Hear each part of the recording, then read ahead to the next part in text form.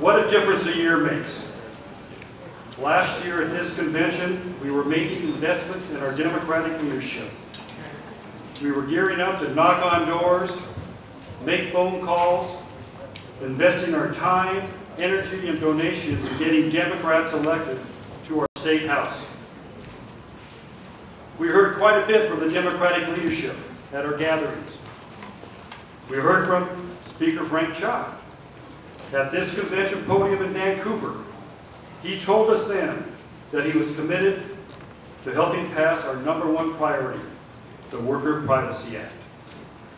Just a few months later, we heard from the Senate Majority Leader, Lisa Brown. She too told us she supported the Worker Privacy Act.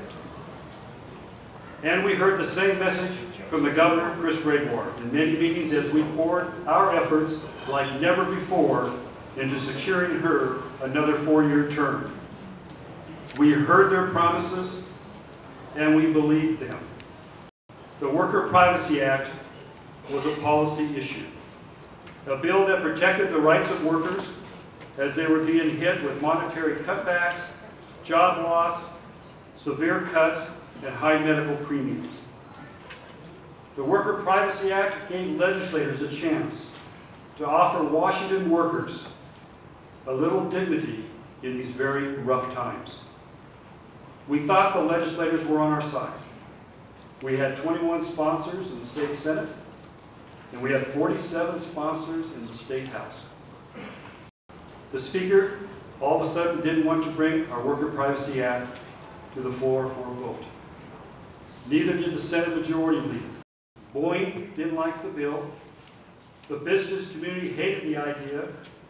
And then we began to see exactly how easily our so-called friends, the Democrats, who promised us to help us pass this bill, the Worker Privacy Bill, how easily they crumbled.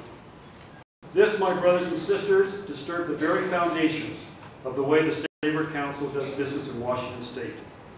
There would have been one thing if the Democratic leaders had been honest with us and just said, we can't pass the Worker Privacy Bill in this climate.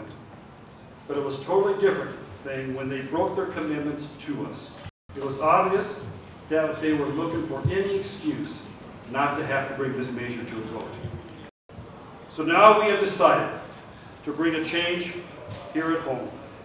That means no more business as usual when it comes to state politics here in Washington State.